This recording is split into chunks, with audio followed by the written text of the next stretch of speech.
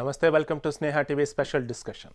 గాలి జనార్దన్ రెడ్డి మైనింగ్ సామ్రాట్, కర్ణాటకలోకెల్లా అత్యంత ధనిక నాయకుడు, వ్యాపారి అని అందరికీ తెలుసు. అలాగే అక్రమ మైనింగ్ వ్యాపారంతో జైలు జీవితం గడిపిన నేరస్తుడు అని కూడా తెలుసు. కానీ మోడీ పెద్ద నోట్లు రద్దు చేసిన వేళ గాలి ఇంట్లో ఆడంబరంగా కూతురి పెళ్లి చేయటమే ఇప్పుడు చర్చనీయాంశంగా మారింది. సామాన్యులు బ్యాంకులు ఏటీఎంల ముందు నోట్ల కోసం పడిగాపులు పడుతుంటే గాలి జనార్దన్ రెడ్డి మాత్రం ఆర్థిక ఎమర్జెన్సీలోనూ తన కూతురి పెళ్లిని అంగరంగ వైభవంగా ఆడంగరంగా జరిపించారు. గాలి ఇంట వేల కోట్లతో వివాహ మహోత్సవం జరిగినా ఇంతవరకు కేంద్ర రాష్ట్ర ప్రభుత్వాలు చూస్తూ చేతులెత్తేశాయి. వేల కోట్ల ఖర్చు చేసిన పెళ్లి వేడుక చేసిన ప్రధాని మోడీ ఎందుకు నోరెత్తలేదు? గాలి విషయంలో కేంద్రం రాష్ట్రం నిబంధనలు గాలికి వదిలేసిందా?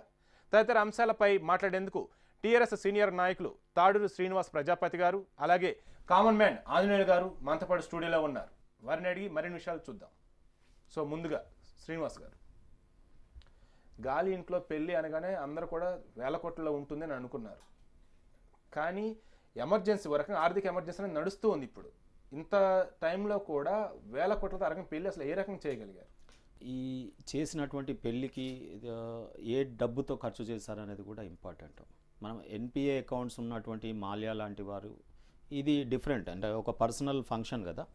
సో వారి యొక్క వ్యక్తిగతమైనటువంటి ఫంక్షన్లో ఆ డబ్బులు ఎక్కడి నుండి సమకూర్చారు అనేది మీరు అన్నట్టుగా ఒక ఐటీ డిపార్ట్మెంట్ వారు నిఘా వేసి ఎక్కడి నుండి ఉన్నది, ఆయనకి ఎక్కడ ఇంత లావిష్గా ఖర్చు చేసే డబ్బులు ఉన్నాయి, మరి ఏ రకమైన ఖర్చులు, అవన్నీ కూడా నిజంగా వైట్ మనీయా, బ్లాక్ మనీయా, లేక గిఫ్టా, డోనర్సా, వెల్విషర్సా, ఓ ఫంక్షన్ హాల్లో ఆయన ఏర్పాటు చేసినటువంటి ప్లేస్ ఏదన్నా రెంటల్ వాల్యూ ఉందనుకోండి, ఈజ్ మై ఫ్రెండ్, ఈ హాజ్ డొనేటెడ్ అని కూడా వారు అంటారు. సరే, ఏ రకమైన ఎత్తులు జిత్తులు అనేది ఈ మన దేశంలో కరువేం లేదు. ఎవరైనా ఏదైనా పని చేసిరంటే కొంతవరకు వాళ్ళు అన్నీ చూసే చేస్తారు. మరి నిజంగా కూడా ఇటువంటి ఇంత ప్రజలు ఇబ్బంది పడుతున్నటువంటి వైనంలో అంగరంగ వైభవంగా అంటే వారు ఇప్పుడు ఏమంటారు, నా వ్యక్తిగతం, నా ఇష్టం, నాకున్నది నేను చేశాను అనే విధంగా ఉంటుంది. పొలిటికల్కి, దేశానికి మనకు సంబంధం ఎక్కడ రావాలంటే, ఇప్పుడు కింగ్ఫిషర్ మాల్యా గారు ఉన్నారు, వారు చేసినటువంటి లావిష్ ఖర్చుల గురించి, అటువంటి దేశాన్ని మనం బ్యాంకులని ఎన్పిఏ అకౌంట్లలో ఈరోజు మనం చూసాం. 2016 మన మార్చి వరకే మనకు 8,000 కోట్ల రూపాయలని వాళ్ళు రైట్ ఆఫ్ చేయడం. ఈ రకంగా ఎన్పిఏ అకౌంట్లు దేశాన్ని మనం దాదాపుగా 1,40,000 కోట్లు మొన్న ఇచ్చినటువంటి రిపోర్ట్లో వెళ్ళడం. నిజంగా కూడా ఇవన్నీ రికవరీ చేయాల్సినటువంటి అవసరం ఉండింది. ఇప్పుడు బ్లాక్ మనీని ఇండియాలో ఈ రకమైనటువంటి నోట్ల రద్దు విషయంలో తీసుకుంటూనే కేంద్ర ప్రభుత్వం నిజంగా కూడా ఇంతెందుకండి, ఎన్పిఏ అకౌంట్ హోల్డర్ డిఫాల్టరే ఇప్పుడు క్యాబినెట్లో ఉన్నారు. సరే, ఇప్పుడు పేరు చెప్దామా, సందర్భం వచ్చినప్పుడు చెప్దాం. సో ఈరోజు ఎన్పిఏ అకౌంట్ హోల్డరే కేంద్ర క్యాబినెట్లో ఉన్న తర్వాత మరి ఏ రకంగా వాటి మీద చర్యలు తీసుకోగలుగుతారు? ఈయన మాల్యా కూడా ఎంపీఏ. ఈరోజు అది కూడా ఈ కేంద్ర ప్రభుత్వం, ఈ బీజేపీ పార్టీ నియమించినటువంటి నామినేట్ చేసినటువంటి ఎంపీగానే ఉన్నారు. సరే, వాళ్ళు ఏమంటారు, ఇంత ఎన్పిఏ అకౌంట్స్ అక్యుములేట్ అవ్వడానికి కారణం యూపీఏ కాదా అంటారు. ఈరోజు నేను ఎక్కడో ఫేస్బుక్లోనే ఎక్కడో చూశాను, మన్మోహన్ సింగ్ గారు ఆశ్చర్యపోతా ఉన్నారు, ఇన్ని చేయొచ్చా ప్రధానమంత్రిగా ఉండి అని. అంటే ప్రధానమంత్రిగా ఉన్నప్పుడు పాపం ఆయన చేతిలో కళ్ళాలేమో సోనియా గాంధీ గారి దగ్గర, వారేమో మౌనమునిలాగా ప్రధానమంత్రి అనే వైనం కూడా అన్నారు. ఇవన్నీ ఉన్నాయి. రాజకీయాలలో నిజంగా చిత్తశుద్ధి ఉంటే ఏదైనా చేయగలిగితే చేయొచ్చు. సరే, ఇప్పుడు ప్రధానమంత్రి మోడీ గారు తీసుకున్న నిర్ణయం జరిగిపోయింది. దాని అమలులో ఉన్నటువంటి లోటుపాట్లని అనుభవం ఉన్న పార్టీలు, గతంలో పరిపాలించి ఇవన్నీ చూసినటువంటి వైనం పార్టీలు కాబట్టి పార్లమెంట్లో చక్కటి చర్చ చేసి ఇటువంటి సమాలోచనలు, సూచనలు ఇస్తే బాగుంటుంది. గాలి ఇంట్లో పెళ్లి వేడుకలో ప్రధానంగా వెడ్డింగ్ కార్డుకి 5 కోట్లు, వంటలకి 20 కోట్లు, విఐపీలని ప్రాంగణం వద్దకు తీసుకురావడానికి చాపర్లు, హెలికాప్టర్లు, వీటికి ఇంకో 20 కోట్లు, దగ్గరగా పిలుపులకే కొన్ని 100 కోట్లు ఖర్చు పెట్టిన పరిస్థితి. కానీ ఒక కామన్ మ్యాన్గా బ్యాంక్ దగ్గర ఒక 2,000 మార్చుకోవడానికి గంటల తరబడి నిలబడాల్సిన పరిస్థితి. ఆ రకం కూడా మీరు నిలబడ్డారు. ఎందుకు ఒక కామన్ మ్యాన్కి ఎందుకు ఈ రకం జరుగుతుంది, ఉన్నవాడికి మాత్రం ఎందుకు ఆ రకం జరుగుతుంది మన భారతదేశంలో? మన దేశంలో మొదటి నుంచి ఉన్న దౌర్భాగ్యం ఏంటంటే, చట్టాలు చక్కగా ఉన్నాయి. ఈ చట్టాలన్నీ సామాన్య ప్రజలకే. ఒక రేషన్ కార్డు తీసుకోవాలంటే 2 గంటలు 3 గంటలు ఎంఆర్ఓ ఆఫీస్లోకి వెళ్ళి ఇంకోసారికి వెళ్ళి అప్లికేషన్ ఇవ్వాలి. దాన్ని మళ్ళీ 2 రోజులు 3 రోజుల తర్వాత నా అప్లికేషన్ ఏమైంది అని ఆఫీస్కి వెళ్ళి అక్కడ కింద గుమస్తా దగ్గర నుంచి ఎంఆర్ఓ దాకా గంటలు ఉండి అడిగితే కానీ సమాధానం చెప్పే పరిస్థితి లేదు. అదే చట్టాలు దావూద్ ఇబ్రహీం లాంటి అండర్ గ్రౌండ్ మాఫియా నాయకుడికి కొన్ని వందల పాస్పోర్ట్లు ఇచ్చినాయి ఇండియన్ గవర్నమెంట్ నుంచి. సో ఈ చట్టాలన్నీ సామాన్య ప్రజలకే, బడా నాయకులకు, వ్యాపారవేత్తలకు ఈ చట్టాలన్నీ చుట్టాలుగా మారుతున్నాయి. ఎందుకంటే మొన్న జరిగిన గాలి జనార్దన్ రెడ్డి వివాహానికి పేపర్లలో, వాట్సాప్లో, ఫేస్బుక్లలో చూసిన పోస్టింగ్స్ ఆధారంగా కనీసం 600 కోట్లు ముందు 50% వాళ్ళకు పైసలు వచ్చినాయి, తర్వాత రాలేదు.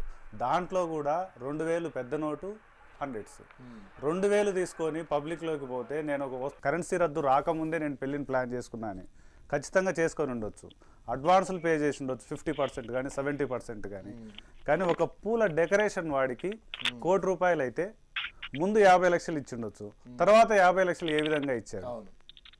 అట్నే ఆ కార్యక్రమానికి వెళ్తే 2000 క్యాబ్లు ఆన్లైన్లో బుక్ చేసినట్టు ఓలా కానీ 100 మంది క్యూలో నిలబడితే 100 మంది middle class, lower middle class, labour, ఇంకా కూలి పని, నాలి పని చేసుకునే సామాన్య ప్రజలు తప్ప ఏ రాజకీయ నాయకుడిని మీరు ఇప్పటి వరకు ఈ క్యూ లైన్లో చూసిండరు, ఏ సినీ నటుడిని ఈ క్యూ లైన్లో చూసిండరు, ఏ ప్రభుత్వ అధికారిని ఈ క్యూ లైన్లో చూడలేదు. మరి వీరందరూ రోజు అమౌంట్ ఖర్చు పెట్టట్లేదా? వీరు పాల ప్యాకెట్లు కొనుక్కోవట్లేదా? వీరు కిరాణా కొనుక్కోవట్లేదా? వీరు బయట టీ షాపుల దగ్గర టీ తాగట్లేదా? మరి వీరి జోబుల్లోకి ఎలా ఈ ₹100 వస్తున్నాయి? ఒక సామాన్యుడికి మాత్రం నేను 2000 సంపాదించుకోవడానికి 4 రోజులు 8 గంటలు ఖర్చు పెడితే నాకు అందాయి. మరి ఈ బ్యూరోక్రాట్స్కి, అధికారులకి, రాజకీయ నాయకులకి, అందరినీ కాదు, ఈ రకమైన మనీ కలిగి ఉన్న వాళ్ళకి మాత్రమే ఏ విధంగా ఈ అమౌంట్ అందుతున్నాయి. చాలా అంశాలు మీరు ప్రస్తావించడం జరిగింది, ఇవన్నీ కూడా మనం డిస్కస్ చేద్దాము. మనతో పాటు స్టూడియోలో ఉన్నారు ప్రముఖ లాయర్ ప్రసన్న లక్ష్మి గారు, ఆమెను అడుగుదాం. మేడం, ఇప్పుడు ఒక కామన్ మ్యాన్ మనతో పాటు స్టూడియోలో ఉన్నారు, ఆయన క్లియర్గా చెప్పడం జరిగింది దాదాపు గాలి జనార్దన్ రెడ్డి ఇంట్లో ఎన్ని 100 కోట్లు దేని ఖర్చు పెట్టారు. అట్లాంటిది అదే కామన్ మ్యాన్ బ్యాంకుల దగ్గర, ఏటీఎంల దగ్గర ₹2000 కోసం క్యూలో గంటల తరబడి నుంచినా కానీ దొరకని పరిస్థితి. ఒకళ్ళు కంపెనీ పెట్టిన వాళ్ళు 4,51,000 డిపాజిట్ చేశారని వాళ్ళకి ఐటీ నోటీసులు వెళ్ళాయి ఇంటికి. విజువల్స్లో మనం కూడా క్లియర్గా చూస్తూ ఉన్నాం ఇప్పటిదాకా కూడా, నెక్స్ట్ కూడా మనం చూద్దాం అది. సో వాళ్ళకి ఐటీ నోటీసులు పంపినటువంటి గవర్నమెంట్ అధికారులు గాలి జనార్దన్ రెడ్డి ఇంట్లో ఇంత అంగరంగ వైభవంగా జరుగుతున్నా కానీ ఎందుకు ఎటువంటి యాక్షన్ తీసుకోలేరు? దీనిపై ఏ రకంగా స్పందించాలంటారు? దీంట్లో మనం ఆలోచించడానికి ఏమీ లేదంటే, ఎక్కువ వరకు ఏమంటే సోషల్ మీడియా చాలా వరకు హైప్ చేస్తుంది. ఎందుకు అంటే ఇప్పటి వరకు గాలి జనార్దన్ రెడ్డి కూతురే కాకుండా దీనికి ముందు ఎంతోమంది పెళ్ళిళ్ళు చాలా అంగరంగ వైభవంగా జరిగాయి. కానీ ఆ రోజు జరగంది ఈ రోజు డేట్లో సోషల్ మీడియా ఎందుకు ఇంక్రీజ్ చేస్తుంది అంటే, ఆల్రెడీ ఈయన మీద కేసెస్ ఉన్నాయి, కేసెస్ ఉన్నది పెండింగ్ ఉన్నాయి, ఇన్వెస్టిగేషన్లో ఉంది ఇప్పుడు ఇంకా. అది ఆ ఇన్వెస్టిగేషన్లో ఉన్నప్పుడు మనం అక్యూజ్డ్ అని చెప్పి అనకూడదు, ఇంకా ఇన్నోసెన్స్ అన్నట్టే ఉండాలన్నట్టు. అది ఎప్పుడైతే ఇన్వెస్టిగేషన్ సిబిఐ క్లియర్ చేస్తుందో అప్పటి వరకు మనం ఆ పర్సన్ని ఇట్లా దోషి లేకపోతే నిర్దోషి అని అనడానికి మనకి ఎటువంటి అధికారం లేదు. ఇప్పుడు పెండింగ్ ఉన్న కేసులో ఇన్వెస్టిగేషన్ ఆల్రెడీ ఇదివరకు అతనికి ఉన్న బంగ్లాలే కానివ్వండి, గోల్డ్ ఆర్టికల్సే కానివ్వండి, క్యాషే కానీ ఇదివరకు సీజ్ చేశారు. ఇప్పుడు 2015లో అతను రిలీజ్ అయ్యేసి వచ్చాడు బెయిల్ మీద, అది కూడా 3 years జైల్లో ఉన్నాడు. జైల్లో ఉన్న మనిషి ఎక్కడి నుంచి వచ్చింది అంటారు? ఈ 1 yearలో ఇప్పుడు మీరు ఒక నిమిషం ఆలోచిస్తే 11th రోజు మనకి మనీ ట్రాన్సాక్షన్ అనేది బయటకు వచ్చింది, 500 కానీ 1000 రూపీస్ కానీ ఉండకుండా. 16th రోజు మ్యారేజ్ గురించి అని చెప్పేసి మిడిల్ క్లాస్ పర్సన్ అయినా 90% ఈ రోజులలో ఆన్లైన్ పేమెంట్, బిఫోర్ పేమెంట్సే ఎత్తున్నాయి మ్యాక్సిమం. దాంట్లో గాలి జనార్దన్ రెడ్డి గారికి నాకు తెలిసేసి ఈ రోజు వరకు కూడా ఆయన ముందు పేమెంట్ హాఫ్ పేమెంట్ చేసి ఉంటారని అనుకోవట్లేదు, మొత్తం పేమెంట్లు జరుగుంటాయి. కాబట్టి అతనికి పెళ్ళికి అంత టెన్షన్ పడాల్సిన అవసరం రాలేదు, ఫస్ట్ థింగ్. రెండోది వచ్చేసి ఇప్పుడు ఇదంతా కూడా సిబిఐ ఇన్వెస్టిగేషన్లో ఉంది కాబట్టి ఆల్రెడీ అతని మీద, ఇప్పుడు దీని మీద మళ్ళీ సెకండ్ టైం ఇన్వెస్టిగేషన్ చేయడానికి ఆల్రెడీ ప్రభుత్వము ప్లస్ ఇన్కమ్ ట్యాక్స్ వాళ్ళు కానీ అందరూ కూడా డిస్కషన్స్ జరుగుతున్నాయి. ఏమంటే ఇప్పుడు ఇదంతా కూడా మోడీ ప్రభుత్వం తప్పు చేస్తుంది అని చూపించడానికి ప్రతిపక్ష వాళ్ళు వీళ్ళంతా ఏంటంటే ఈ చిల్లర దొరకట్లేదు అని శివరాజకీయం చేయడంలో నెంబర్ 1 వీళ్ళు. శివరాజకీయం చేయడానికి ఇప్పుడు మళ్ళీ ముందుకు వచ్చారు అన్నట్టు, వాళ్ళు చనిపోతున్నారు వీళ్ళు చనిపోతున్నారు అని.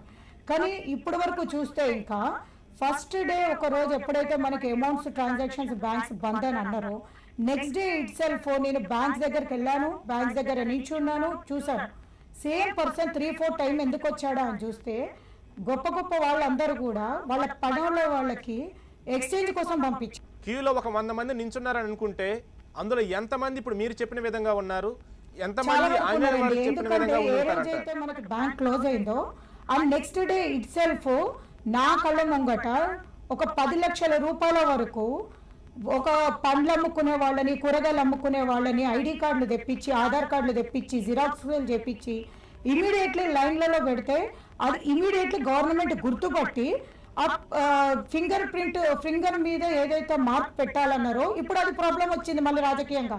ఎందుకంటే పంపించేదే వీళ్ళు ఆ కూరగాయల వాళ్ళకి కమిషన్ ఇచ్చారు. సెకండ్ డే ఇట్ సెల్ఫ్ వాళ్ళ కమిషన్స్ ఇచ్చారు. ఒక్క 4,000 రూపీస్ ఎక్స్చేంజ్ కి అడుగుతున్నాను. ఇక్కడ ఒక క్యూలో ఒక రోజు బ్యాంక్ ముందు కావచ్చు, ఏటీఎం ముందు కావచ్చు, ఒక 1000 మంది నించున్నారని అనుకుందాం. మీరు చెప్పిన వర్షన్లో ఎంతమంది ఆ రకంగా ఉన్నారంటే వేరే వాళ్ళు పంపిస్తే వచ్చిన వాళ్ళు ఎంతమంది ఉంటారంటారు? అంటే జస్ట్ ఆ ఫిగర్ చెప్పండి చాలు. నేను ఒక ఏరియా నుంచి 200 మంది బొంగ చూసానండి. ఒక ఏరియా నుంచి ఒక బ్యాంక్ కానీ ఒక బ్యాంక్ ముందు లేదా ఒక బ్యాంక్ కి ఆ రోజు మొత్తం మీద ఒక 1000 మంది వచ్చారని అనుకుందాం. అందులో ఎంత మంది మీరు చెప్పిన విధంగా వేరే వాళ్ళ కోసం వచ్చిన పర్సన్స్ ఉన్నారండి? ఏంటండి ఒకటే రోజు 4 టైమ్స్ పోయొచ్చాడు అంటే 4,000 ఇంటూ మీరు 4 టైమ్స్ చేసుకోండి. ఇక్కడ మెయిన్ గా మనం ప్రస్తావిస్తుంది ఏంటంటే ఓకే అట్లాంటి వాళ్ళు కూడా ఉన్నారు, అది కూడా ఆల్రెడీ ఎక్స్చేంజ్ చేయడం కావచ్చు, కమిషన్ తీసుకోవడం కావచ్చు, ఇవన్నీ కూడా చేస్తూనే ఉన్నారు. కానీ బస్సులో సరైన చిల్లర లేక ప్రయాణం చేయకుండా ఆగిపోయిన వాళ్ళు, మందులు కొనడానికి డబ్బులు లేకుండా ఆగిపోయిన వాళ్ళు, పెళ్లిళ్ళకి వెళ్ళటానికి కూడా డబ్బులు లేక ఇంట్లో ఉన్న వాళ్ళు, తర్వాత కట్నాలు ఇవ్వటానికి కూడా వరకటి నిషేధ చట్టం ఉంది కానీ పాటిస్తున్న వాళ్ళు ఎవరూ లేరు, డబ్బులు ఇవ్వలేక నాన్న ఇబ్బంది పడుతున్న వాళ్ళు ఇంట్లో ఉన్న పరిస్థితి ఉంది. ఇవన్నీ చూసుకుంటూ ఉన్నట్లయితే ఇంకా మీరు చెప్పిన వర్షంలోనే వెళ్ళాలంటారా? వీళ్ళ సమస్యలన్నీ సమస్యలు కాదా? ఇవన్నీ దృష్టికి రాలేదా? ఒక లాయర్గా మీరు చెప్పండి, ఇవన్నీ సమస్యలు కాదా? ఇన్ని సమస్యలు దేశంలో ఉన్నప్పుడు, ఇన్ని సమస్యలు ఈ రకంగా ఉన్నప్పుడు గాలి జనార్దన్ రెడ్డిలో జరిగే అంగరంగ వైభవంగా జరిగే దాని మీద మాత్రం మాట్లాడుతున్నప్పుడు మీరు ఎందుకు టాపిక్ డైవర్ట్ చేస్తున్నారు? టాపిక్ ఏం డైవర్ట్ కావట్లేదండి, ఇది టాపిక్ డైవర్ట్ చేస్తుంది ప్రతిపక్షం వాళ్ళు. ఏమంటే మోడీ చూసుకుంటూ కూర్చున్నారా, గాలి జనార్దన్ రెడ్డి వాళ్ళ ఇంట్లో పెళ్లి జరుగుతుంది ప్రభుత్వంకి కనిపించట్లేదా అంటే అంత గుడ్డిగా ఎవరు ఉండరు. ఇన్వెస్టిగేషన్ ఆల్రెడీ స్టార్ట్ అవ్వాలి అని చెప్పి డిస్కషన్స్ అవుతున్నాయి. ఓకే రైట్, రెండోసారి ప్రసన్నలక్ష్మి మరలా మీతో మాట్లాడదాం. సో తాడూరు గారు, దాదాపు 3,000 మంది బౌన్సర్లు, తర్వాత 300 మంది ప్రత్యేకంగా శిక్షణ పొందిన పోలీసులు గాలి ఇంట్లో పెళ్లి వేడికి అటెండ్ అవడం జరిగింది, అది కూడా రక్షణగా. ఇక్కడ బ్యాంకుల దగ్గర ఒకరిద్దరిని పెడుతున్నారు లేదా ఒక 4-5 పెడుతున్నారు. ఏకంగా మొన్న దాదాపు దారుణం కొట్టిన పరిస్థితి కూడా ఉంది క్యూలో నించున్న వాళ్ళని. ఏంటి అసలు ఇదంతా కూడా ఈ సిస్టమ్? ఇక్కడ ఉన్న వాళ్ళకే ఈవెన్ రక్షణ వ్యవస్థ కూడా ఉంటుందా? ఒక్కటి శివ గారు, ఇక్కడ మాత్రం బ్యాంకుల దగ్గర మాత్రం డిసిప్లిన్గా లైన్లు మాత్రం ప్రజలు కడతా ఉంది. ఆ బ్యాంక్ మేనేజర్తో స్నేహం నేర్పి ఆ స్నేహంలో ఇంకా ఎక్కువ క్లోజ్గా అన్ని రకాలుగా స్నేహం ఉంటే అటువంటిది ఎక్కడైనా జరిగి ఉంటే నిజంగా కూడా మీ నేత్రం మామూలు నేత్రం కాదు కదా, మీడియా నేత్రం. ఇటువంటి అక్కడక్కడ జరిగిన సంఘటన తీసుకొచ్చి చూపించడం కూడా దానివల్ల కూడా సమాజంలో ఉన్న రుగ్మతలని మనం రూపుమావడానికి ఉపయోగపడుతుంది, నేను కాదంటలేను. కానీ ఒక దగ్గర సంఘటన జరిగి ఉంటుంది, మొత్తం బ్యాంకింగ్ వ్యవస్థనే ఆ రకంగా ఉంది అని మనం అనలేము. వ్యవస్థలో ఇంకా డే అండ్ నైట్ వర్క్ చేసిన సంఘటన ఎక్కడ జరుగుతుందంటే ఎక్కడైనా కానీ రూల్ అన్నది అందరికి వర్తిస్తే బాగుంటుంది. కానీ డబ్బు ఉన్నవాడికి ఒకలాగా, డబ్బు లేనివాడికి ఒకలాగా, పరపత ఉన్నవాడికి ఒకలాగా, పరపత లేనివాడికి ఒకలాగా ఉండకూడదు. శివగారు, నేను కూడా as a citizen of India అంటే ఒక అడ్వకేట్గా కూడా రాజ్యాంగం అనేది అందరికీ సమపాలనలో ఉంటుంది. కానీ ఈ చట్టాలని కొంత ఇంటర్ప్రిట్ చేసుకొని ఆ చట్టాలలో ఉన్న లొసుగులని టెక్నికల్ ఫ్లాస్ ఇటువంటివి తీసుకొని ఏం చేస్తారంటే కొంతమంది అక్కడక్కడ ఇది చేస్తూ ఉంటారు. దాన్ని మళ్ళీ కౌంటర్ చెక్కి మనకు ఉన్నాయి కదా కొన్ని వ్యవస్థలు ఉన్నాయి, సిబిఐ ఉంది, ఐటీ ఉంది, ఈడీ ఉంది, ఇవన్నీ కూడా చేస్తూ ఉంటారు. అయితే కొంత దురదృష్టకరం ఏంటంటే ఈ పొలిటికల్గా అధికారంలో ఉన్నప్పుడు ఒక తీరు, ప్రతిపక్షంలో ఉన్నప్పుడు ఒక తీరు. అధికారంలో ఉన్నప్పుడేమో ప్రతిపక్ష పార్టీలకు చెందిన వాళ్ళ మీద రైడింగ్స్ అవుతాయి. ఇప్పుడు మనం సిబిఐ కూడా రైడింగ్స్ చూస్తూ ఉంటాం. ఈ కాలంలో ప్రతిపక్షాల మీద జరుగుతాయి, వారు అధికారంలో ఉన్నప్పుడు వీరి మీద జరుగుతాయి. ఇట్లా కాకుండా జనరల్గా కొంత స్వయం ప్రతిపత్తి కలిగినటువంటి సంస్థలు ఆర్బీఐ కానీ సిబిఐ కానీ ఇటువంటివన్నీ కూడా ముందుకు ఈరోజు మనం రైతులకు చూస్తూ ఉన్నాం. రుణమాఫీలు చేయలేకపోతా ఉన్నాం, మనం డబ్బులు చాలా ఇబ్బందికరంగా ఉన్నాయి. ఇటువంటి టైంలో కేంద్ర ప్రభుత్వం కొంత వెసులుబాటు కల్పించి ఇవ్వడానికి ముందుకు వస్తే బాగుండేది, కానీ వాళ్ళకి ఇవ్వడానికి డబ్బులు లేవు. ఎన్పిఏ అకౌంట్లు మాత్రం ఈ రోజు నిన్నటికి నిన్న 8,000 కోట్లు మనం రైట్ ఆఫ్ చేయడము ఇవన్నీ కూడా అనిల్ గారు, గాలి ఇంట్లో ఆ రకంగా 1,000 కోట్లతో పెళ్ళిళ్ళు జరుగుతూ ఉన్నాయి. ఒక కామన్ మ్యాన్కి మాత్రం 2.5 లక్షలు, అది కూడా వెడ్డింగ్ కార్డు చూపించాలి, పిల్ల తల్లి కానీ తండ్రి కానీ ఇలా వెళ్ళేసి ఎవరొకరు తీసుకునే పరిస్థితి. కనీసం అదన్నా సక్రమంగా ఇస్తున్నారా? తర్వాత ఇది మాత్రం 2.5 లక్షలు నిజంగా సరిపోతుంది అసలు ఈ రోజుల్లో? సార్, నేను మొదట చెప్పినట్టు చట్టాలు సామాన్యులకే చట్టాలు. మేడం గారు చెప్పారు క్యూ లైన్లోకి వెళ్తే సగం మంది లేబర్ ఉన్నారు అని చెప్పేసి. సారు చెప్పాడు. ఇక్కడ నేను కామన్ మ్యాన్గా అడిగే ప్రశ్న ఏంటంటే,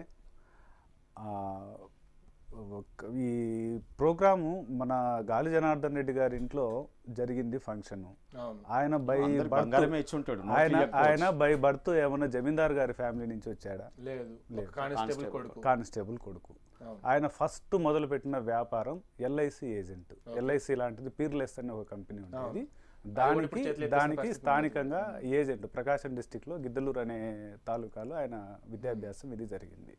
ఆ స్థాయి నుంచి ఈ స్థాయికి గాలి జనార్దన్ రెడ్డి ఏ విధంగా వచ్చాడు? మన దేశంలోని చట్టాలలోని లొసుగులను వినియోగించుకొని ప్రజలకు సంబంధించిన వనరులను విపరీతంగా కొల్లగొట్టి ఇంకో మార్గంలోనూ ఆయన 1,000 కోట్లు పోగేసుకున్నాడు. లేదు అంటే ఆయన ఎప్పుడైనా ఇన్కమ్ ట్యాక్స్ ఫైల్ చేసి ఇన్ని కోట్ల ఆదాయం అని ఎప్పుడైనా అనౌన్స్ చేశాడా? లేక చట్టబద్ధమైన వ్యాపారాలు ఏమైనా చేసినట్టుగా రికార్డు ఉందా? ఈ రెండూ లేకుండా ఇన్ని 600 కోట్ల రూపాయలు పెళ్లికి ఖర్చు పెట్టడానికి ఎక్కడి నుంచి వచ్చింది? ఇది ఒకటి. రెండో పాయింట్, ఈ నోట్ల రద్దును ఎవరూ వ్యతిరేకించట్లేదు. నోట్లు రద్దు చేసే ముందు సామాన్యుల అవసరాలు ఏంటి, అవి ఏ విధంగా తీర్చాలా, ఈ కొత్త మనం ఒక పథకం ప్రవేశపెట్టే ముందు దీనికి సంబంధించిన కష్ట నష్టాలు ఏంటి అని ఆలోచించి ఒక పథకం ప్రవేశపెట్టాలి. రాత్రి 8 గంటలప్పుడు మోడీ గారు రేపటి నుంచి రద్దు అన్నారు. మంచిదే, ఎవరూ వ్యతిరేకించలేదు. దీనివల్ల కాశ్మీర్లో అల్లర్లు కూడా తగ్గిపోయినాయి, కాదనట్లేదు. కానీ సామాన్య ప్రజలు ఈ రూరల్ ఏరియాస్లో, విలేజెస్లో, ఇంకా మనం అంటే హైదరాబాద్లో ఉన్నాం, ఏటీఎం కార్డ్స్ ఉన్నాయి, ఇంకోటి ఉన్నాయి, లేకపోతే హోటల్కి వెళ్ళి తిని ఏటీఎం కార్డు ద్వారా పే చేయొచ్చు. ఒక ఎమ్మెల్యే కాన్స్టిట్యున్సీ తీసుకుంటే 2 లక్షల ఓట్లు అధికారికంగా ఉంటాయి. 4 లక్షల జనాభా ఉంటే తప్ప 2 లక్షల ఓట్లు అధికారం. ఈ 4 లక్షల జనాభాకి ఆ కాన్స్టిట్యున్సీలో ఎన్ని బ్యాంకులు ఉంటాయి? మ్యాక్సిమం అంటే ఒక 8 నుంచి 10 బ్యాంకులు ఉంటాయి. అందులో ఒకటి ఎస్బీహెచ్, ఎస్బీఐ, ఆంధ్ర బ్యాంకు, గ్రామీణ వికాస్ బ్యాంక్ లాంటివి కోఆపరేటివ్ బ్యాంక్స్ 10 బ్యాంక్స్. ఈ 10 బ్యాంక్స్లో ఎంతమంది స్టాఫ్ ఉంటారు? ఎన్ని కౌంటర్స్ పెట్టారు? ఒక్కో బ్యాంకులో 3 కౌంటర్స్ పెట్టారు. 10 బ్యాంకులో 30 కౌంటర్స్. ఈ 30 కౌంటర్స్ 4 లక్షల జనాభాకు కావాల్సిన కరెక్షన్ని ఎక్స్చేంజ్ చేయగలవా? ఇంత చిన్న పాయింట్ పెద్ద ప్రభుత్వాలు, పెద్ద అధికారులు ఆలోచించలేదా? సో ముందు పథకం ప్రవేశపెట్టే ముందు ఇలాంటి ఆలోచనలు చేసి గ్రౌండ్ లెవెల్ నుంచి రిపోర్ట్ తీసుకొని ప్రవేశపెట్టుంటే బాగుండేది. డెఫినెట్గా ఇది హర్షించదగ్గ పరిణామమే. పెద్ద నోట్ల రద్దును మేము కాదనట్లేదు. మాట్లాడదాం. ప్రసన్న లక్ష్మి గారు, ఇప్పుడు ఆంజనేయ గారు చెప్పింది మొత్తం మీరు విన్నారు కదా. తర్వాత మీరు ఒక అడ్వకేట్గా ఉన్నారు, తర్వాత బీజేపీకి సంబంధించిన పార్టీలో కొనసాగుతూ ఉన్నారు. మీరందరూ అంటుంది గాలి జనార్దన్ రెడ్డి ఆ రకంగా పెళ్లి చేసుకుని ఎవరు తప్పు పడతలేదు, కానీ ప్రజలంతా కూడా ఇన్ని రకాల ఇబ్బందులు పడుతున్న సమయంలో అతనికి ఏ రకంగా అవి సమకూరాయి? ఐటీ అధికారులు 2 లక్షలన్నర సామాన్యులు కనుక డిపాజిట్ చేసి దానికి మించి డిపాజిట్ చేస్తే ఐటీ నోటీసులు పంపుతున్నారు, బ్యాంకులో ప్రూఫ్లు అడుగుతున్నారు, క్యూ లైన్లో నించుంటే ఇంకు సిరా రాస్తున్నారు. ఇన్ని జరుగుతూ ఉన్నాయి కదా, వారందరికీ ఆ రకం జరుగుతూ ఉంది. సరే, అది కూడా పక్కన పెడదాం. అది ఇప్పుడు ఎందుకు డిస్కస్ చేస్తున్నారు? గాలింట్లో సంబరం అన్నది, పేదింట్లో ఒక నిశ్శబ్దం అనేది నెలకొని ఉంది. ఎక్కడికి అన్ని కూడా ఆగిపోయి ఉన్న పరిస్థితి. అది వాస్తవమా కాదా? తర్వాత ఆంజనేయ గారు క్లియర్గా అడుగుతున్నారు ఒకటే, నిజమే, ఒక మంచి నిర్ణయం తీసుకున్నారు. ఒక మంచి నిర్ణయం తీసుకున్న తర్వాత అది ఇంప్లిమెంట్ చేసేటప్పుడు ఎటువంటి సమస్యలు తలెత్తుతాయి, ఆ సమస్యలను ఏ రకంగా అధిగమించాలి, ఇది ఎందుకు ఆలోచించలేకపోయారని అంటున్నారు. సో దానికి మీ సమాధానం ఏంటి? లేదు కాదండి, ఆలోచించే తీసుకునే డెసిషన్ ఇది.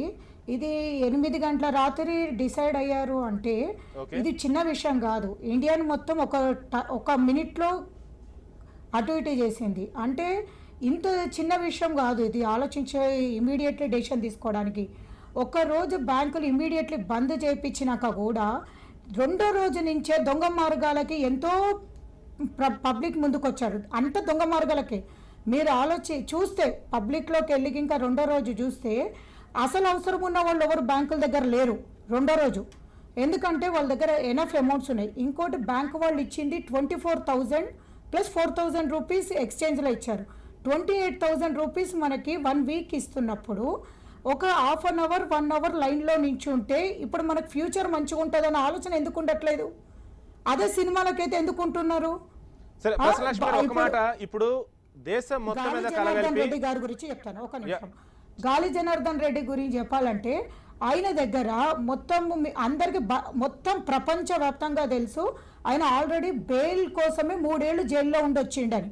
అంటే పెద్దోడికి ఒక న్యాయమో చిన్నవాళ్ళకి ఒక న్యాయమో జరగలేదు. అంటే ఒక్క రోజులో బెయిల్ తీసుకొని బయటికి రాలే. 3 ఏళ్ళు అంటే ఆల్మోస్ట్ పనిష్మెంట్ అనుభవించినట్టు. పనిష్మెంట్ అనుభవించిన అతనికి ఇప్పుడు అనుభవించడానికి ముందు కూడా దాదాపు కొంతమంది సిబిఐ జడ్జీలకు లంచం ఇచ్చే కేసులో పాపం వాళ్ళని కూడా జైలు పంపిన సందర్భాలు కూడా ఉన్నాయి కదా. అంటే బెయిల్ కోసం కూడా కొన్ని 100 కోట్లు ఖర్చు పెట్టబోయారు. ఆ విషయం కూడా గుర్తుండాలి. 100 కోట్లు ఖర్చు పెట్టబోతున్నారంటే దీంట్లో ఒకటి మీరు అబ్జర్వ్ చేస్తే బినామీలు లేకుండా ఉండరండి. ప్రతి ఒక్కరికి బినామీలు ఉండకుండా ఉండవు. వేరే వాళ్ళ పేర్ల మీద ప్రాపర్టీలు ఉంటాయి, ప్లస్ వేరే వాళ్ళ దగ్గర గోల్డ్ ఉంటుంది, వేరే వాళ్ళ దగ్గర క్యాష్ కూడా దాచిపెట్టి ఉంచుతారు. వీళ్ళంతా వీళ్ళు దగ్గర జోబులో పెట్టుకొని 1,00,000 రూపాయలు బయటికి రారండి. వీళ్ళు కార్డ్స్ పెట్టుకొని బయటకు వచ్చేవాళ్ళు, ప్లస్ ఆ కార్డ్స్ కూడా ఉండవు. వీళ్ళ పనులంతా కూడా సైడ్ వాళ్ళు చేసేవాళ్ళే ఉంటారు.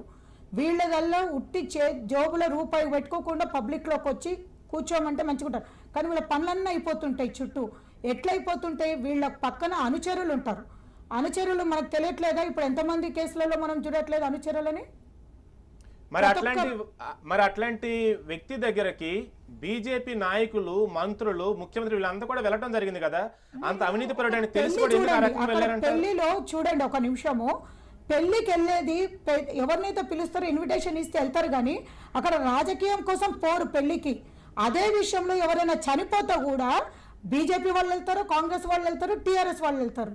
అట్లా అని చెప్పేసి ఇక్కడ పార్టీ పరంగా చూడాలి. పెళ్లి అన్నప్పుడు ఒక శుభకార్యం అంటే బ్యాన్ చేయడానికి ఏమైనా రూల్ ఉందా? అంటే ఇతను ఇల్లీగల్ గా చేస్తున్నాడు అనేది ప్రూవ్ అయిందా?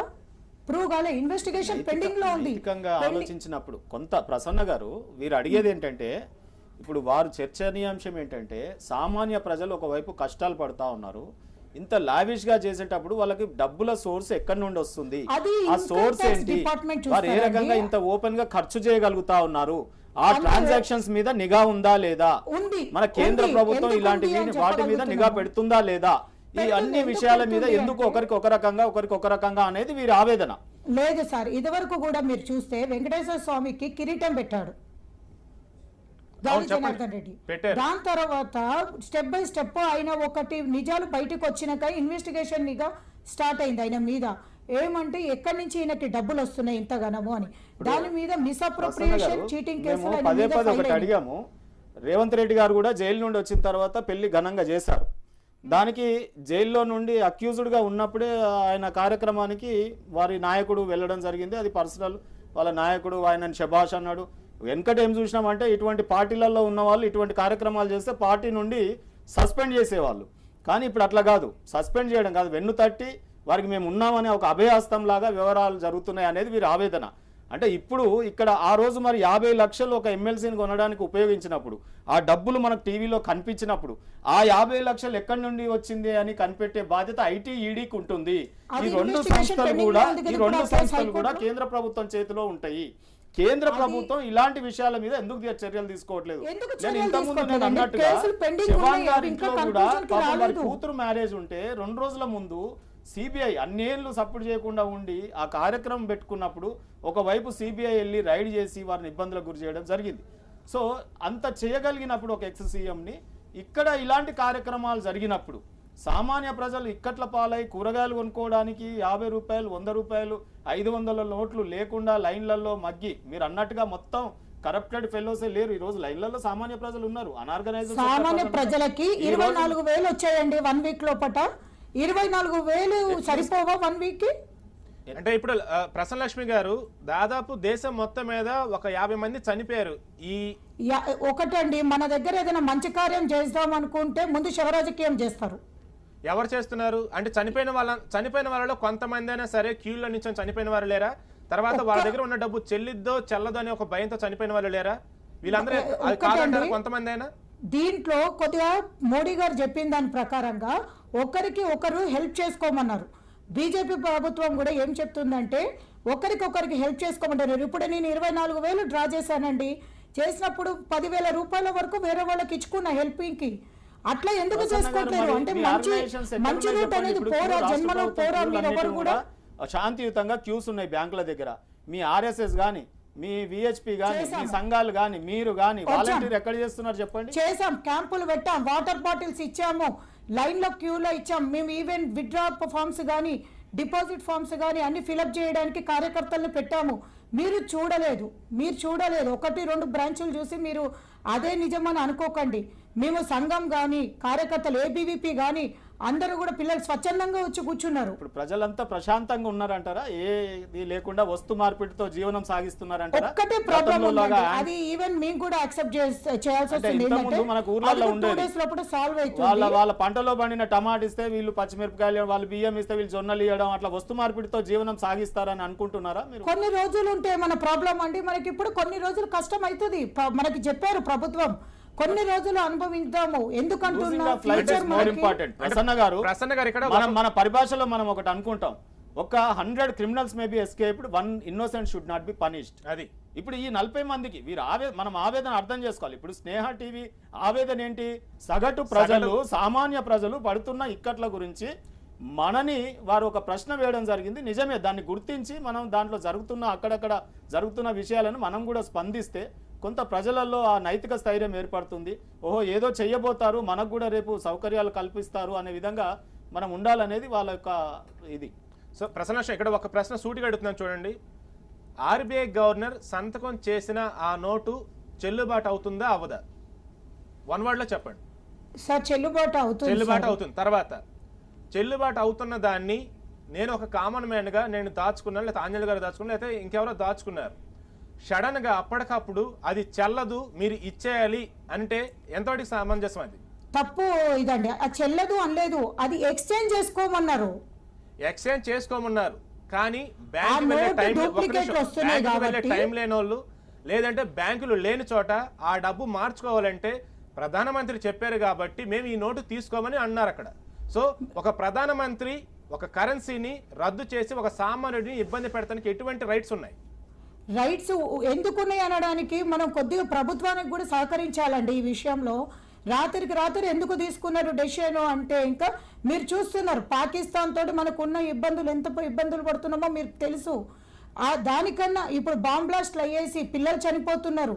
వాటన్నిటికి కూడా అరికట్టడానికి చేస్తున్న ప్రభుత్వానికి మనం కొద్దిగా సహకరిద్దాము. మనం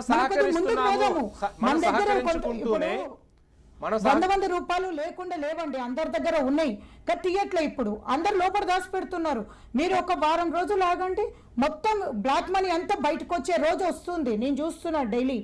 ప్లస్ ఇంకోటి ఏమంటే, ఇప్పుడు ఒక 2-3 days అయితే మనకు 500 notes వస్తున్నాయి, 100 notes వస్తున్నాయి.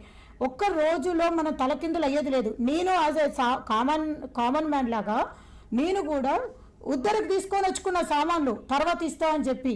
కానీ ఇక్కడ ఏదో అమౌంట్ గురించి కాదు, కొన్ని రోజులు మనం కూడా అడ్జస్ట్ అవుదాం.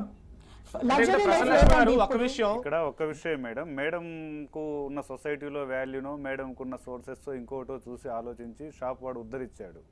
కానీ కామన్ మ్యాన్కు ఎంతమంది కిరాణా షాపులలో అప్పులు ఇచ్చే పరిస్థితి ఉందండి?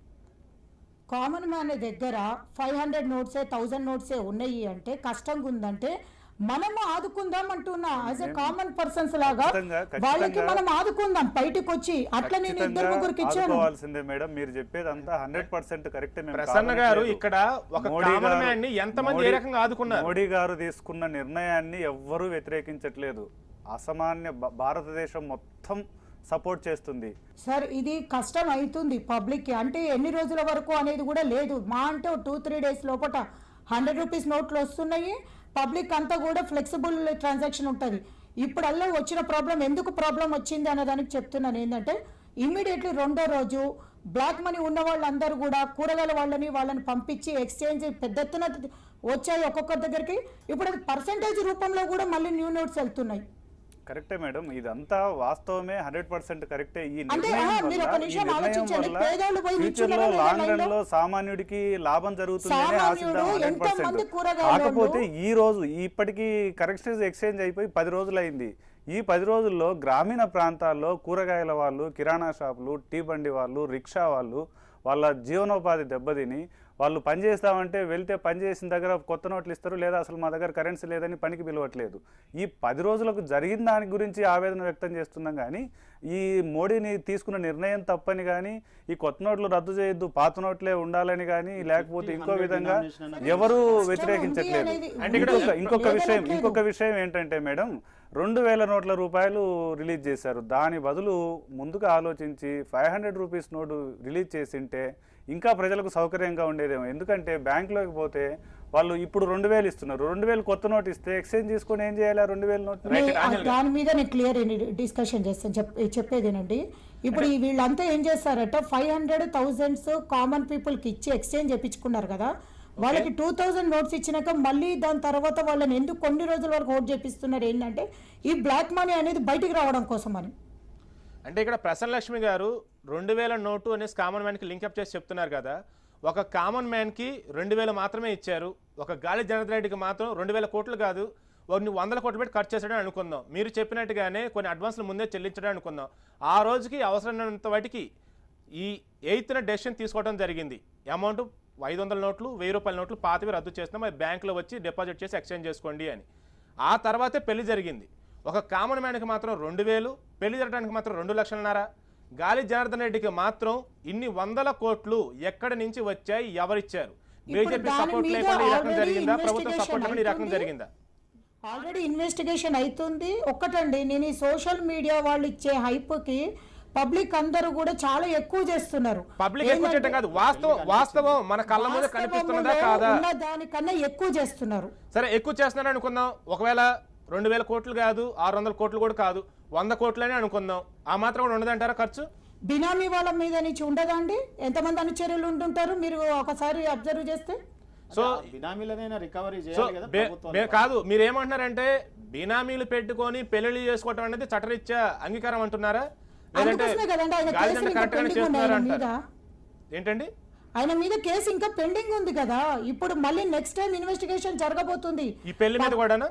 ఈ పెళ్లి మీద కూడా ఇంకా ఇప్పుడు స్టార్ట్ అవుతుంది సిబిఐలో ఇన్వెస్టిగేషన్ చేయడానికి. ఓకే, అలా జరిగితే మంచిదే. తర్వాత ఇక్కడ ఒక ప్రశ్న, నేను రేపు నాకు ఒక అర్జెంట్ అవసరం ఉండి నేను కొంత అమౌంట్ నా పాన్ కార్డ్ నెంబర్ మీదే నేను డిపాజిట్ చేయడం జరిగింది, నా ఆఫీస్ వాళ్ళు నాకు ఇచ్చిన శాలరీ మీద ఒక డిపాజిట్ చేయడం జరిగింది, ఒక కామన్ మ్యాన్గా డిపాజిట్ చేసుకున్నాను.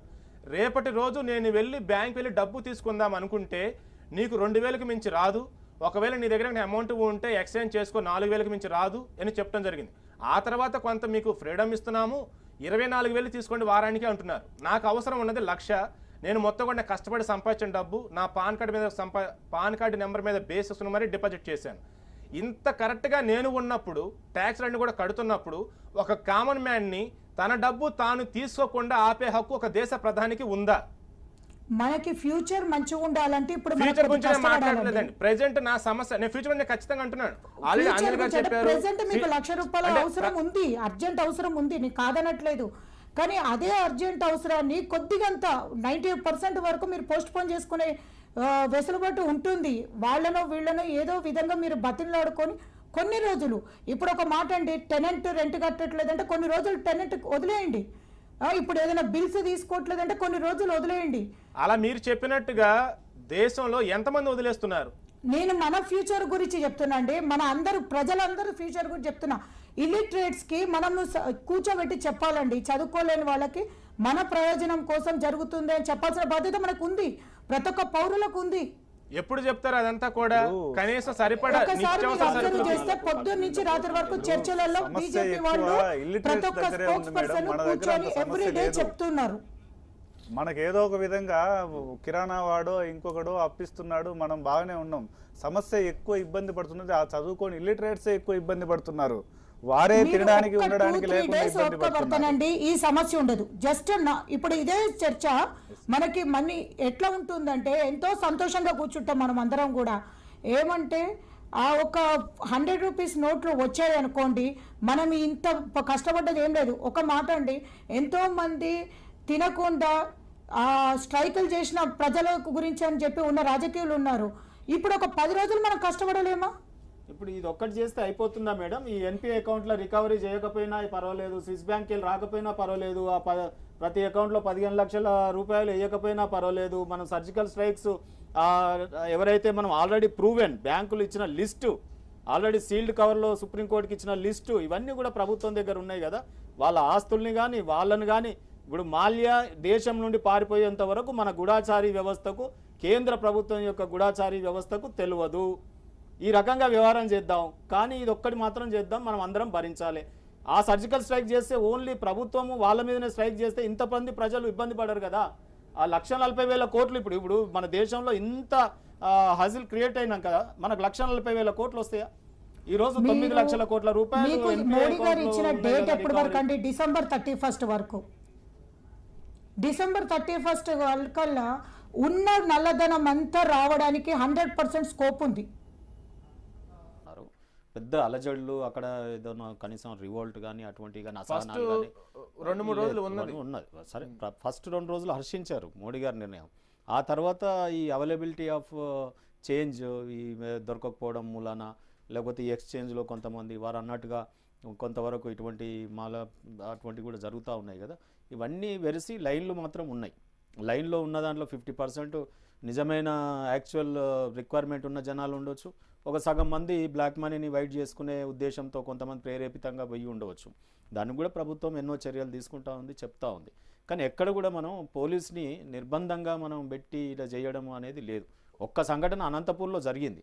ఆ సంఘటన జరిగిన తర్వాత అది మనకు మీడియాలో రావడం. కానీ నేను అడిగిన క్వశ్చన్ స్ట్రేట్గా, ఎన్పిఏ అకౌంట్స్ మీద గవర్నమెంట్ ఏమైనా కొత్త చట్టాలను రూపొందిస్తుందా? ఎందుకు ఒక సింగిల్ స్ట్రోక్స్ మనము పార్లమెంట్లో ఒక కొత్త చట్టం తీసుకురావచ్చు కదా. మనం డైరెక్ట్గా ఎవరైతే ఇటువంటి ఎన్పిఏ అకౌంట్స్లో ఉన్నారో డిఫాల్టర్స్ ఇమీడియట్గా రికవరీ చేసుకునేటటువంటి చట్టాన్ని, ఇప్పుడు మనకు వారు ఏమంటున్న బయలాటరల్ ట్రీటీస్ బాగాలేవు, వేరే దేశంతో మనకు ఒప్పందాలు సరిగా లేవు, ఇవన్నీ ఏవేవో కారణాలు చెప్తా ఉన్నారు వారి మీద చేయడానికి. మరి చట్టాలని మార్చుకునే హక్కు మన పార్లమెంట్లో ఉంది కదా. అటువంటి స్ట్రింజెంట్ చట్టాలను రూపొందించుకొని మనం ఆ రికవరీ ప్రొసీజర్ని మనం తీసుకుంటే బాగుంటుంది కదా. దాన్ని ఎవరు కాదంటారు చెప్పండి. ఇంకోటి రెండోది ఏంటంటే, ప్రసన్న గారు, ఇప్పుడు మనకు ఇక్కడ శివ గారు జరుగుతుంది ఏంటంటే, మోడీ గారు ఒక నిర్ణయం తీసుకున్నారు. నిర్ణయం నేను తీసుకున్నాను, ఇది నేను అమలుపరచగలుగుతాను అనే విశ్వాసం ఉంటేనే తీసుకొని ఉంటారు.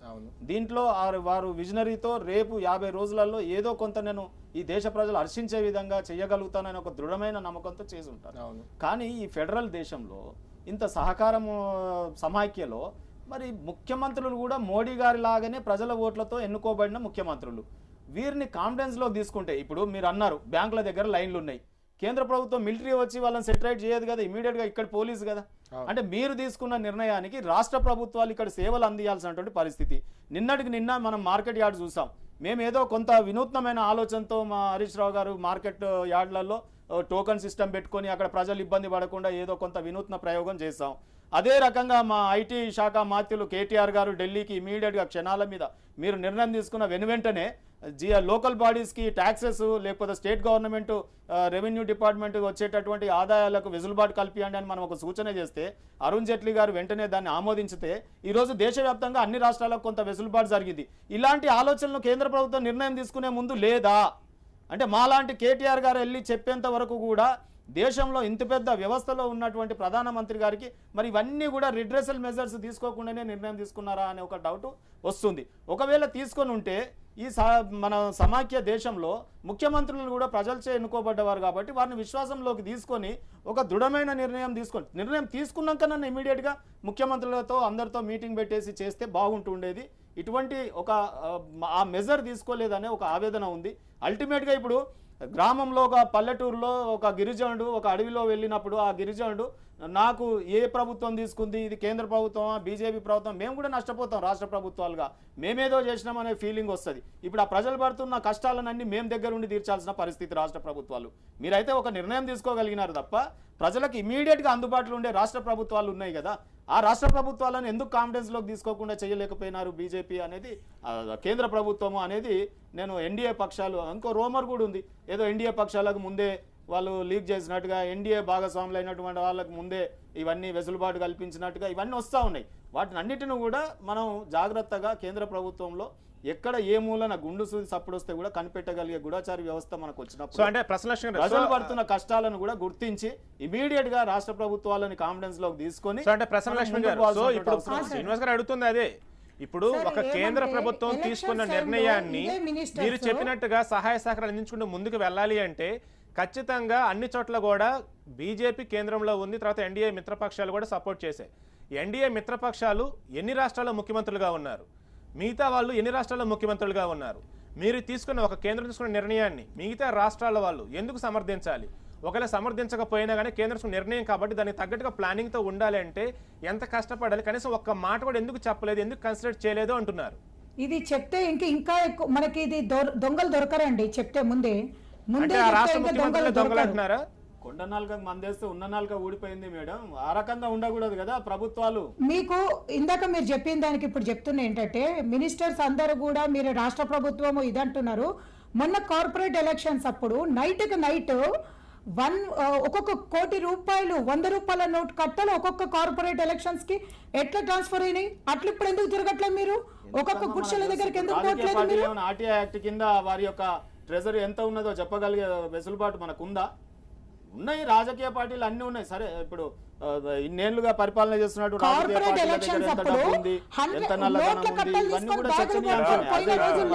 అంశం సార్, కేంద్ర ప్రభుత్వాన్ని రాష్ట్ర ప్రభుత్వం, రాష్ట్ర ప్రభుత్వాన్ని కేంద్ర ప్రభుత్వం నిందించుకుంటూ టైం పాస్ చేస్తారు. నిందించట్లేదు, బాధ్యతగా ఇక్కడ కేంద్ర ప్రభుత్వం ఒక నిర్ణయాన్ని ప్రకటించింది, మీరు సహకరించండి అంటుంది. రాష్ట్ర ప్రభుత్వం కూడా, ఇక్కడ ఉన్న స్థానిక రాష్ట్ర ప్రభుత్వాలు కూడా తమకు రావాల్సిన పాత బకాయిలు మీరు పాత నోట్స్తో కట్టొచ్చు అని చెప్పి ప్రజల నుంచి రావాల్సిన వసూళ్ళని, తమకు రావాల్సిన ఆగిపోయిన ఇన్కమ్ని వసూలు చేసుకునే దానికి దీంట్లో చర్యలు చేపట్టి మాకు పాత నోట్లకు ఇవ్వండి పర్మిషన్ అని చెప్పి కేంద్ర ప్రభుత్వానికి వెళ్ళి పర్మిషన్స్ తీసుకొచ్చిన ప్రభుత్వాలు. ఈ ప్రభుత్వ అధికారులు పౌర సరఫరాలకు సంబంధించిన బియ్యం కానీ లేకపోతే అక్కడ ఇచ్చే డే టు డే కిరాణా కానీ ఇవి ఎందుకు ఆ రూపాయన ప్రజలకు ఇవ్వచ్చు కదా? సామాన్య ప్రజలకు అక్కడ పే చేసేది సామాన్య ప్రజలు ఎంత 25 రూపాయలు పే చేస్తే 24 రూపాయలు పే చేస్తే 24 కిలోల బియ్యం వస్తాయి. ఆ 24 కిలోల బియ్యానికి పోవాలన్నా కానీ సామాన్య ప్రజలు ఈరోజు 24 రూపాయలు పాత నోట్లు తీసుకొని పోవాలి. అదే రాష్ట్ర ప్రభుత్వం ఈ రకమైన చర్యలు రాష్ట్ర ప్రభుత్వం తీసుకోవచ్చు, కేంద్ర ప్రభుత్వం నుంచి కేంద్ర ప్రభుత్వం వాళ్ళు మన నిత్యావసరాలకి సరుకులకి సరిపడా బతకడానికి సరిపడా ఒక వారంలో 24,000 ఇస్తున్నారు కాబట్టి సరిపోతుందని అంటున్నారు. వారంలో 24,000 అందరికి రావట్లేదు సార్. వారంలో 24,000 వస్తే 24,000 రానప్పుడు ఎలక్షన్స్ టైంలో బ్యాగులు ఇల్లు తిరిగేసి గుడిసెల దగ్గర పోయేసి ఓటు కోసం వేసిన రాజకీయ నాయకులు ఇప్పుడు అదే డబ్బులు పట్టుకొని గుడిసెల దగ్గరికి ఎందుకు వెళ్ళట్లేదు ఇవ్వడానికి? మన సొంత డబ్బులు కూడా ఇవ్వాల్సిన అవసరం లేదు మేడం. ఇప్పుడు ప్రభుత్వ పౌర సరఫరా కౌంటర్లలో అట్లీస్ట్ ముందు నుంచి కానీ 24 రూపాయలు డబ్బు కట్టించుకోకుండా బియ్యం ఇచ్చే పరిస్థితిలో కేంద్ర రాష్ట్ర ప్రభుత్వాలు లేవా? సో మీరు అడిగిన క్వశ్చన్కి రాష్ట్ర ప్రభుత్వాలు కొన్ని నిర్ణయాలు తీసుకుంది కాబట్టి ఈ మాత్రమేనా? నేను అదే చెప్తా ఉన్నాను. ఈరోజు గొప్ప విషయం ఏంటంటే తెలంగాణ రాష్ట్ర ప్రభుత్వం తీసుకున్న నిర్ణయాలని కేంద్ర ప్రభుత్వం ఈరోజు అమలుపరచడం అంటే ఎంత మేము ఆలోచించి ప్రజల గురించి ఎంత పట్టించుకుంటే ఈరోజు అనార్గనైజ్డ్ సెక్టర్ మీద ముఖ్యమంత్రి గారు ఆవేదన చెందుతా ఉన్నారు, ఈరోజు రైతుల మీద ఆవేదన చెందుతా ఉన్నారు. అందుకే కదా తెలంగాణలో ఇమీడియట్ గా మేము చర్చలు జరిపి ఏ రకంగా దీన్ని మనం తీసుకున్న నిర్ణయాలు ఈ రోజు దేశంలో అన్ని రాష్ట్రాలకు ఉపయోగపడుతున్నాయి. కేంద్ర ప్రభుత్వం ఈ రోజు మీరు అన్న బియ్యం కూడా అదే చెప్తుంది sir. Food corporation of India ద్వారా కేంద్ర ప్రభుత్వం కూడా సంక్షేమ పథకాలకు మేము రిలీజ్ చేయమంటున్నాం. ఇప్పుడు అడుగుతుంది అది రాష్ట్రాలకు లోటు ఉంటుందో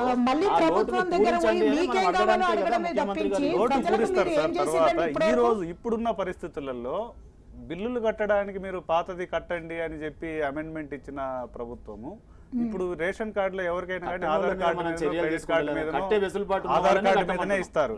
అదే ఆధార్ కార్డు ఉన్న వ్యక్తి క్రెడిట్ మీద ఇచ్చే అవకాశం ఏమన్నా?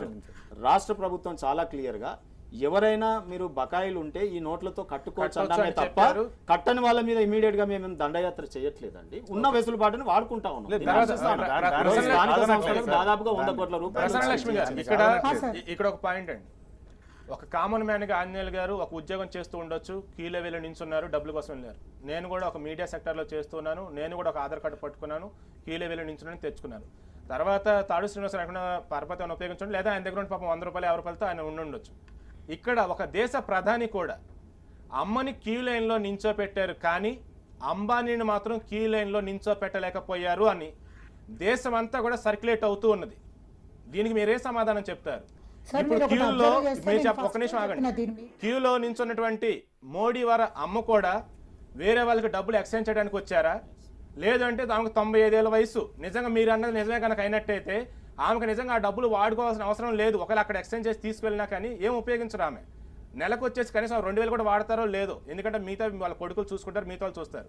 ఇప్పుడు మీరు చెప్పండి, ఆమె క్యూ లైన్లో నించున్నారు ఎందుకంటే దేశం మొత్తం కూడా ఆదర్శంగా తీసుకోవాలని ఒక కాన్సెప్ట్ అయి ఉండొచ్చు, లేదా ప్రతిపక్షాలు కొంతమంది బయటకు అనకపోయినా కానీ ఇంటర్నల్గా అంటుంది ఏంటంటే దీని వెనక కూడా రాజకీయ కోణం ఉంది, రేపు ప్రచారంలో వాడుకుంటారని అంటున్నారు. సో అది కూడా పక్కన పెడదాం. బడాబాబులు, అంబానీలు, గాలి జనార్దన్ రెడ్డిలు ఇట్లాంటి వాళ్ళు ఎంతోమంది ఉన్నారు. వాళ్ళలో ఎంతమంది క్యూలో నించున్నారు, కానీ వాళ్ళకి అన్ని కూడా నడిచిపోతూ ఉన్నాయి. ఏ రకంగా అంటే సార్, ఈ రోజులలో ప్రతి ఒక్కరు కూడా కార్డ్స్ యూజ్ చేస్తున్నాం. మనం ఏటీఎం కార్డ్స్ కాకుండా క్రెడిట్ కార్డ్స్, డెబిట్ కార్డ్స్ ఇవి మనం యూజ్ చేస్తున్నాం ప్రతి ఒక్క ప్లేస్లో. మనకి క్యాష్ క్యారీ చేయడం అనేది చాలా వరకు తగ్గిపోయింది మనది. అది ఒకప్పుడు మనం క్యాష్ ఎంత క్యారీ చేస్తామండి, ఎన్ని కార్డ్స్ పెట్టుకున్నాక హార్డ్లీ 1000 రూపీస్ ఆర్ 2000 క్యారీ చేస్తాం. మిగతా అంతా కూడా కార్డ్స్ మీదనే మనకు నడుస్తుంది. ఇప్పుడు కార్డ్స్ ప్రతి ఒక్క చోట వ్యాలిడే కదా, అకౌంట్ లో ఉన్న అమౌంట్ మనం యూజ్ చేసుకోవడానికి. కార్డ్స్ ఎంత మందికి ఉన్నాయి మేడం? భారతదేశంలో 100 కోట్ల ప్రజలు ఉన్నారు, 125 కోట్ల ప్రజలు. ఈ 105 కోట్ల ప్రజల్లో ఇప్పుడు జనధన్ కోట్ల ఎంతమంది దగ్గర కార్డులు ఉన్నాయి? తర్వాత ఒకవేళ కార్డులు ఒక పల్లెటూరులో ఉన్నాయండి, 100 మంది పల్లెటూరులో నివసిస్తున్నారు అనుకుంటే వాళ్ళందరూ కూడా కార్డులు వాడుతున్నారు, కానీ అక్కడ స్వైపింగ్ మిషన్స్ ఉండాలి కదా. తర్వాత మోడీ వారి అమ్మగారు ఆమె కార్డులు లేకనో లేదంటే ఎవరు హెల్ప్ ఆమెకు చేయట్లేదనో వెళ్ళి క్యూలో ఉన్నారు ఆమె. సార్ వెళ్ళకపోతేనేమో మోడీ వాళ్ళు ఎందుకు వెళ్ళలేదు, పొలిటీషియన్స్ వీళ్ళు ఎందుకు వెళ్ళలేదు, సినిమా యాక్టర్స్ ఎందుకు వెళ్ళలేదు. మోడీ గారు ఇప్పుడు మోడీ గారు తల్లి వెళ్ళినందుకేమో ఈమె ఎందుకు వెళ్ళిందని కూడా రాజకీయం చేస్తున్నారు. ఇక్కడ ఎందుకు వెళ్ళిందని రాజకీయం కాదు, అక్కడ ఆమె పెద్ద ఆవిడ వెళ్ళారు, ఇన్స్పిరేషన్ గా నిలిచింది, తర్వాత అంత పెద్ద వయసులో వెళ్ళింది, చాలా మంది ఆదర్శం కూడా తీసుకున్నారు. అదే మనకు కావాల్సిన ఆదర్శమే అది.